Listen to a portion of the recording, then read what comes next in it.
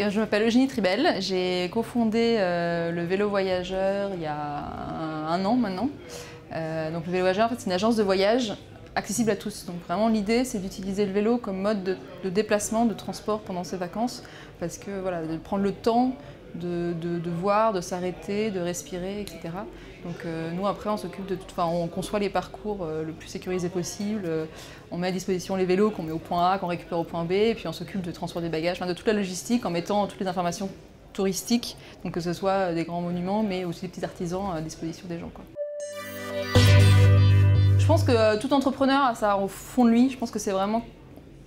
On ne devient pas entrepreneur du jour au lendemain, il y a vraiment une envie voilà, de prendre ses propres décisions, de se lancer, d'être un peu indépendant. Moi j'ai fait rien que des stages dans des grandes boîtes, je me suis réalisée très rapidement que c'était pas vraiment pour moi. Et après voilà, après il y a eu le déclic et qui nous est venu parce qu'avec mon associé on a traversé l'Europe à vélo alors qu'on n'était pas du tout sportive, encore moins cycliste. Et c'est là on a découvert ce mode de voyage, on s'est dit mais c'est juste génial, c'est vraiment dommage qu'en France, avec les infrastructures qui existent, avec tout ce que Vélib, Vélof qui commence à reprendre, enfin le vélo reprend un peu sa place qui était avant très sportive. C'est vraiment dommage qu'on puisse pas mettre ça en place. Donc voilà, je pense que c'est vraiment une envie d'être maître un peu de son destin, d'être maître de ce qu'on fait, de se lever le matin avec une idée et de la mettre en place sans qu'il y ait besoin de mettre 10 000 personnes en copie. Voilà. L'envie, il faut vraiment croire en ce qu'on fait parce que c'est pas facile tous les jours et si vous n'êtes pas persuadé de votre produit, ça ne marchera pas. Il faut avoir une certaine dose d'inconscience pour juste tenter ou décrocher votre téléphone et vous tenter voir. En même temps, je pense qu'il faut quand même avoir... faut pas être fixé sur être flexible, je veux dire. C'est-à-dire que vous avez une certaine vision, de ce que va être votre produit, et il faut juste savoir que ce ne sera jamais ça à la fin, parce que je pense que ça déjà on a chance. Et enfin, faut être ouvert dans le sens où il faut prendre les conseils qui viennent de tout le monde, il faut savoir s'entourer.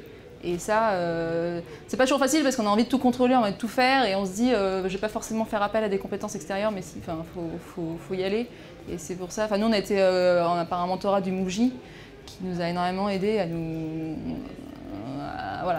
cadrer un peu et à exprimer ces non-dits. Le G20 m'a énormément intéressée parce que en tant qu'entrepreneur, on est souvent assez seul, on est un peu dans sa bulle, dans son truc. Et c'est vrai que voilà, ces événements comme ça sont très importants pour se retrouver, pour échanger, pour voir qu'on n'est pas les seuls complètement dans notre délire de je vais changer le monde. Donc ça c'est vraiment très important pour se rassurer, pour s'entourer, pour se sentir entouré.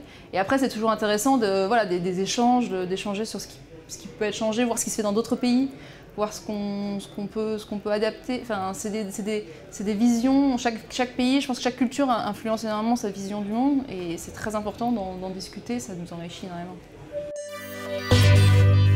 Le message, c'est un message, je crois que c'est vraiment positif, hein, surtout peut-être qu'ailleurs, mais en France en tout cas, c'est le sentiment que j'ai.